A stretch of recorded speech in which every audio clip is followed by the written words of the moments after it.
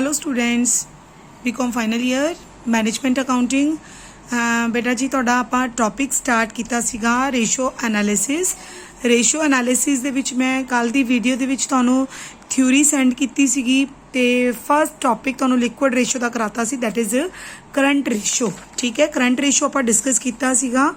हुण अज आपां जिहड़ा नैक्सट टॉपिक करन लगे हैं या नैक्सट रेशो करन लगे हैं दैट इज़ क्विक रेशो। तो क्विक रेशो की हुंदी है? क्विक रेशो भी लिक्विड रेशो का एक पार्ट है। क्विक रेशो दे विच आपां की कंसीडर करते हैं हुण जिहड़ी क्विक रेशो हुंदी है इहनूं एसिड टेस्ट रेशो या लिक्विड रेशो भी कहा जाता है। ठीक है, और इहदा मेन पर्पज़ की हुंदा है इहदे विच असीं करंट रेशो नालों ज़्यादा लिक्विडेट पोजीशन दे विच जिहड़े एसिड्स हुंदे हैं उहनां नूं आपां कंसीडर करते हैं। The term liquidity refers to the ability to firm to pay its short term obligations. Liquidity का मतलब यही होता है कि एक जिहड़ी ऑर्गेनाइजेशन है वो शॉर्ट टर्म ऑब्लीगेशन टू पे करन दे विच किन्नी एबल है, किन्नी कोदी एबिलिटी है। ठीक है, तो इहदे विच दो डिटर्मिनेंट्स होंदे हैं, एक कैश करंट रेशो और मेजर ऑफ लिक्विडिटी। दैन उस तो बाद are current assets and current liabilities जिहड़ियां आपां कैलकुलेट करते हैं current ratio current assets over current liability. ठीक है, करंट एसेट्स दे विच असीं इन्वेंटरी और प्रीपेड एक्सपेंसिस भी इंक्लूड करते हैं जिहड़ियां कि वेरी शॉर्ट पीरियड दे विच कन्वर्टेबल नहीं होंदियां। तो क्विक रेशो जो आपां कैलकुलेट करांगे, quick ratio is a relation of liquid assets over current liabilities. ठीक है, तो लिक्विड एसेट्स किहड़े हुंदे ने? लिक्विड एसेट वो एसेट जिन्हों असीं शॉर्ट पीरियड दे विच आपां विदाउट एनी लॉस आपां कैश दे विच कन्वर्ट कर सकते हैं, उन्होंने लिक्विड एसेट कहा जाता है। तो इस करके जो आपां क्विक एसेट या लिक्विड एसेट कैलकुलेट करते हैं तो उहदे विचों असीं स्टॉक ते प्रीपेड एक्सपेंसिस नूं माइनस कर दिंदे हैं। तो माइनस करन तो बाद जो आ जाता है वो अपने क्विक रेशो क्विक एसेट्स बन जाते हैं। मीनस कि current assets minus stock minus prepaid expenses is equal to quick asset. तो क्विक एसेट का फॉर्मूला की होया? क्विक लिक्विड रेशो का या एसिड टेस्ट रेशो का quick assets divide by current liabilities. ठीक है, हुण आपां इहदी एक एग्जाम्पल करते हैं। क्विक एसेट्स दे विच राजे देखो वही एसेट्स आएंगे जो तुहाडे करंट एसेट्स दे विच आंदे हैं, बट इहदे विचों बस असीं की करांगे, आपां प्रीपेड एक्सपेंसिस नहीं लवांगे और दूसरा आपां की नहीं लवांगे इन्वेंटरी। आपां इन्वेंटरी दे प्रीपेड नूं ना लैके बाकी सारे एसेट्स आपां इहदे विच इंक्लूड करांगे। ठीक है, और डेटर्स दे विचों प्रोविजन असीं माइनस करते ही करते हैं। करंट लाइबिलिटीज़ तुहाडियां उही रहणगीਆਂ। तो हुण क्विक एसेट्स किहड़े होणगे? देखो इन्होंने लिता होया करंट एसेट्स मतलब इन्वेंटरी एंड प्रीपेड। इन्वेंटरी इहदे विच नहीं आनी। ठीक है, तो हुण आपां एक फॉर्मूला करते हैं। इंटरप्रिटेशन की है? इंटरप्रिटेशन की इहदे विच क्विक एसेट दे विच 1:1 रेशो नूं सैटिस्फैक्टरी मन्निया गया है कि अगर अपने को क्विक एसेट्स और लाइबिलिटी 1:1 है तो अपनी रेशो जिहड़ी है सफिशिएंट है, सैटिस्फैक्टरी है, तो उन्होंने गुड पोजीशन ही मन्नी जाती है। ठीक है, हुण आपां इहदी एग्जाम्पल करांगे। तुहाडी बुक दी इलस्ट्रेशन नंबर 2 पेज नंबर 6.17। हुण देखो बेटा जी इहदे विच अपने कोल दिता होया बैंक लोन। तो बैंक लोन नूं तां आपां लॉन्ग टर्म दे विच ही लवांगे क्योंकि इत्थे शॉर्ट टर्म नहीं लिखिया होया। सन्ड्री क्रेडिटर्स, तो सन्ड्री क्रेडिटर तुहाडे की बन जाणगे? Short term liability. Bills payable short term liability. Creditor for expenses short term liability. Debentures अपने नॉन करंट लाइबिलिटी है। प्लांट एंड मशीनरी अपने नॉन करंट एसेट है। स्टॉक इन ट्रेड ये अपने करंट एसेट दे विच इंक्लूड होंदे हैं बट इन्हां नूं असीं क्विक एसेट दे विच नहीं लवांगे। डेटर्स 72,000 लैस प्रोविजन, तो अपने कोल डेटर्स किन्ने 70,000। Cash in hand current asset, cash at bank current asset, short term investment current assets, prepaid current which तां इंक्लूड होणगे।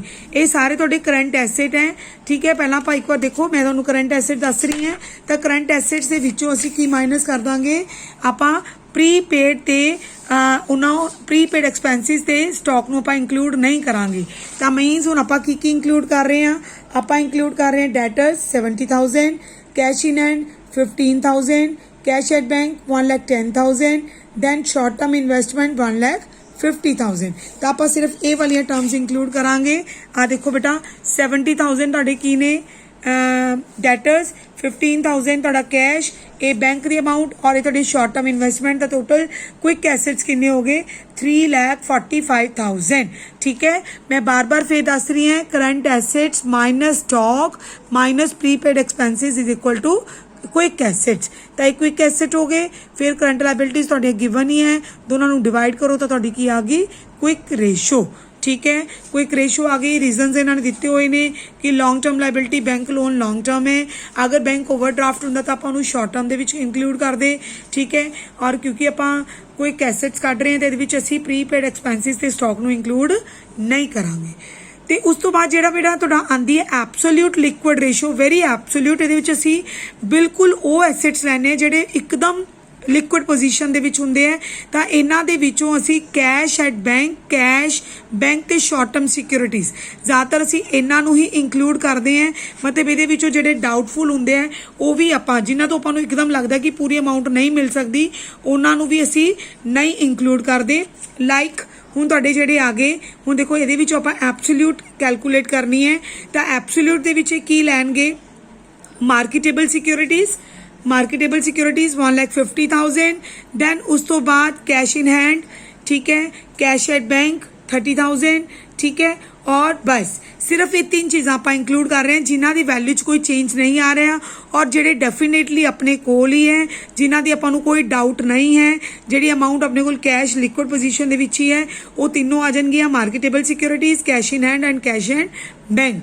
लाइबिलिटीज़ तुहानूं पता ही है, लाइबिलिटीज़ आपां उवें इंक्लूड करनियां नेगियां, ठीक है। तां ये तुहाडी एब्सोल्यूट रेशो होगी, absolute liquid assets over current liabilities, ठीक है। तो ये असी अगर लैस देन 1 भी है तो भी इनू सैटिस्फैक्टरी मन्निया जाता है, ठीक है। This is in the satisfactory quite because it is much higher than the rule of thumb is 0.5, ये रूल ऑफ थंब 0.5 होंदा हैगा एब्सोल्यूट दे विच, ठीक है। तो हुण तुसी बेटा जी ये वीडियो चंगी तरह करनी है। मैं नैक्सट वीडियो दे विच चलो बेटे ये नाल आपां एक 4th इलस्ट्रेशन भी कर लैने, मैं तुहानूं चंगी तरह समझा देनी है 4th इलस्ट्रेशन, जिहदे विच असीं सारियां रेशोज़ कैलकुलेट करनियां नेगियां। आपां ये वाली इलस्ट्रेशन करते हैं, मैं तुहानूं रिटन फॉर्म दे विच इलस्ट्रेशन समझानी है, जिहदे विच असीं current ratio, liquid ratio, then अपनी एब्सोल्यूट रेशो, आपां तीनों रेशोज़ कैलकुलेट करांगे, ठीक है। तो हुण देखो सब तो पहला अपने कोल आ जांदा है आपां नूं दित्तियां होईयां ते लाइबिलिटीज़, तो सब तो पहला बेटा जी असीं करंट लाइबिलिटीज़ लवांगे। करंट लाइबिलिटी बुक तुहाडे कोल हैगी है, बुक दे विच इलस्ट्रेशन नंबर 4 पेज नंबर 6.19 पहला करंट लाइबिलिटीज़ आपां लिख लैने हैं। करंट लाइबिलिटीज़ इहदे विच मेरे कोल की ने bills payable plus sundry creditors plus bank overdraft, ठीक है, प्लस आउटस्टैंडिंग एक्सपेंसिस, ये आप इंक्लूड कर रहे हैं। तो मेरे को की आ गया बिल्स पेबल की अमाउंट कितनी है 60,000, bills payable is 60,000, current creditors किन्ने है 70,000, ठीक है। फिर तुहाडे कोल बैंक ओवरड्राफ्ट किन्ने 30,000 और मेरे को आउटस्टैंडिंग एक्सपेंसिस किन्ने 5,000। तो हुण तुहाडियां टोटल इत्थे करंट लाइबिलिटीज़ काउंट हो जाणगियां, ठीक है। करंट लाइबिलिटीज़ अपने कोल आ जांदियां नेगियां 1,65,000, ठीक है। ये अपने कोल कितनी आ गई 1,65,000, ठीक है। ये थोड़ी करंट लाइबिलिटीज़ आ गई। हुण बेटा जी आप देखते हैं करंट एसेट्स, करंट एसेट्स के विच तुहाडा की आ जाना है। करंट एसेट्स के विच आपां सारे लवांगे, सारे आपां करंट एसेट्स लवांगे लाइक ट्रेड रिसीएबल जिन्होंने असी बिल रिसीएबल भी कह दें या डेटर्स भी ये ही आ जाते हैं, plus BRs plus debtors plus stock या inventory, then plus bank balance plus short term investment. Short term आनगियां अगर कलियां इन्वेस्टमेंट्स लिखी हैं फिर अपनियां इंक्लूड नहीं होनगियां। Short term investments plus prepaid expenses, ठीक है। ये सारे थोड़े की आ गए करंट एसेट्स। आप इन्हां दी अमाउंट लिखते हैं, मैं हुण करंट एसेट्स लिख रही हैं। पहला आ गए ट्रेड रिसीएबल 70,000, फिर आ गए BRs 90,000, फिर आ गए थोड़े सन्ड्री डेटर्स 30,000, फिर आ गए थोड़े कोल बैंक बैलेंस स्टॉक 40 अपने कोल 45,000, दैन 25,000, दैन 5,000, ठीक है। ये सारी अमाउंट आप इंक्लूड की तो अपने कोल करंट एसेट्स किन्ने आ जाते हैं। करंट एसेट्स अपने कोल आ गए बेटा जी 2,65,000, थोड़े 70,000, 90,000, 45,000, 30,000, ठीक है, ਦੈਨ ਉਸ ਤੋਂ ਬਾਅਦ 25000 ਐਂਡ 5000 ਤਾਂ ਇਹ ਆਪਣੇ ਕੋਲ ਟੋਟਲ ਆ ਗਏ 2,65,000। ਹੁਣ ਆਪਾਂ ਨੇ ਕੱਢਣੀ ਹੈ ਕਰੰਟ ਰੇਸ਼ੋ। ਕਰੰਟ ਰੇਸ਼ੋ ਦਾ ਫਾਰਮੂਲਾ ਕੀ ਹੁੰਦਾ ਹੈ? Current ratio is equal to current assets over current liabilities. ਠੀਕ ਹੈ, current assets over current liabilities. ਤਾਂ ਕਰੰਟ ਐਸੈਟਸ ਮੇਰੇ ਕੋਲ ਕਿੰਨੇ ਨੇ? 2,65,000। ਕਰੰਟ ਲਾਇਬਿਲਿਟੀਜ਼ ਕਿੰਨੀਆਂ ਨੇ? 1,65,000 and the ratio is 1.61। ਤਾਂ 1.61 ਇਹ ਤਾਂ ਆ ਗਈ ਤੁਹਾਡੀ ਕਰੰਟ ਰੇਸ਼ੋ। ਹੁਣ ਬੇਟਾ ਜੀ ਇਹਦੇ ਵਿੱਚ ਅਸੀਂ ਕੱਢਣੀ ਹੈ ਐਸਿਡ ਟੈਸਟ ਰੇਸ਼ੋ, ਜਾਂ ਤੁਸੀਂ ਕਹਿ ਸਕਦੇ ਹੋ ਲਿਕੁਇਡ ਰੇਸ਼ੋ, ਜਾਂ ਤੁਸੀਂ ਕਹਿ ਸਕਦੇ ਹੋ ਕੁਇਕ ਰੇਸ਼ੋ। ਤਾਂ ਉਹਦਾ ਫਾਰਮੂਲਾ ਕੀ ਹੁੰਦਾ ਹੈ? Liquid assets divided by current liabilities. ਠੀਕ ਹੈ, ਤਾਂ ਹੁਣ ਆਪਣੇ ਕੋਲ ਕਰੰਟ ਐਸੈਟਸ ਪਏ ਨੇ। ਤੁਸੀਂ ਕੀ ਕਰੋ, ਕਰੰਟ ਐਸੈਟਸ ਦੇ ਵਿੱਚੋਂ ਅਸੀਂ ਕੀ ਮਾਈਨਸ ਕਰ ਦਾਂਗੇ? ਇੱਕ ਸਟਾਕ ਮਾਈਨਸ ਕਰ ਦਾਂਗੇ ਔਰ ਇੱਕ ਅਸੀਂ ਪ੍ਰੀਪੇਡ ਐਕਸਪੈਂਸਿਸ ਮਾਈਨਸ ਕਰ ਦਾਂਗੇ, ਤਾਂ ਉਹ ਆਪਣੇ ਕੋਲ ਕੁਇਕ ਐਸੈਟਸ ਆ ਜਾਣਗੇ। ਕਰੰਟ ਐਸੈਟਸ ਮੇਰੇ ਕੋਲ ਸੀਗੇ 2,65,000। ਠੀਕ ਹੈ, 2,65,000 ਦੇ ਵਿੱਚੋਂ ਆਪਣੇ ਕੋਲ ਪ੍ਰੀਪੇਡ ਕਿੰਨਾ ਦਿੱਤਾ ਹੋਇਆ ਸੀ ਬੇਟਾ? ਪ੍ਰੀਪੇਡ ਮੇਰੇ ਕੋਲ ਦਿੱਤਾ ਹੋਇਆ ਸੀਗਾ 2,65,000 ਦੇ ਵਿੱਚੋਂ ਇਨਵੈਂਟਰੀ ਮੇਰੀ ਮਾਈਨਸ ਹੋ ਰਹੀ ਹੈ 30,000 ਔਰ ਪ੍ਰੀਪੇਡ ਮਾਈਨਸ ਹੋ ਰਹੇ ਨੇ 5,000। ਮਤਲਬ ਹੁਣ ਤੁਸੀਂ ਕੀ ਮਾਈਨਸ ਕਰੋਗੇ? 30,000 ਤੁਹਾਡੀ ਇਨਵੈਂਟਰੀ ਐਂਡ 5,000 ਤੁਹਾਡਾ ਜਿਹੜਾ ਹੈ ਦੈਟ ਇਜ਼ ਉਹ ਮਾਈਨਸ ਹੋ ਰਿਹਾ ਹੈ ਪ੍ਰੀਪੇਡ। ਤਾਂ ਆਪਣੇ ਕੋਲ ਕਿੰਨਾ ਮਾਈਨਸ ਹੋ ਗਿਆ? 35 ਮਾਈਨਸ ਹੋ ਗਿਆ। ਤਾਂ 2,30,000 ਤੁਹਾਡੇ ਕੀ ਆ ਗਏ? ਲਿਕੁਇਡ ਐਸਿਡਸ 2,30,000 ਆ ਗਏ। ਔਰ ਕਰੰਟ ਲਾਇਬਿਲਿਟੀ ਆਪਣੇ ਕੋਲ ਬੇਟਾ ਪਈ ਹੋਈ ਸੀ 1,65,000। ਤਾਂ ਆਪਣੇ ਕੋਲ ਰੇਸ਼ੋ ਕਿੰਨੀ ਆ ਗਈ? 1.39। ਠੀਕ ਹੈ, ਇਹ ਹੋ ਗਈ ਤੁਹਾਡੀ ਲਿਕੁਇਡ ਰੇਸ਼ੋ। ਔਰ ਐਬਸੋਲਿਊਟ ਰੇਸ਼ੋ ਜਿਹੜੀ ਤੁਸੀਂ ਕੱਢਣੀ ਹੈ, ਠੀਕ ਹੈ ਬੇਟਾ, ਐਬਸੋਲਿਊਟ ਰੇਸ਼ੋ ਦੇ ਵਿੱਚ ਥਰਡ ਰੇਸ਼ੋ ਜਿਹੜੀ ਇਹਨਾਂ ਨੇ ਤੁਹਾਨੂੰ ਕਹੀ ਹੈ ਐਬਸੋਲਿਊਟ ਰੇਸ਼ੋ। ਠੀਕ ਹੈ, ਐਬਸੋਲਿਊਟ ਦੇ ਵਿੱਚ ਆਪਾਂ ਸਿਰਫ ਕੀ ਇਨਕਲੂਡ ਕਰਾਂਗੇ?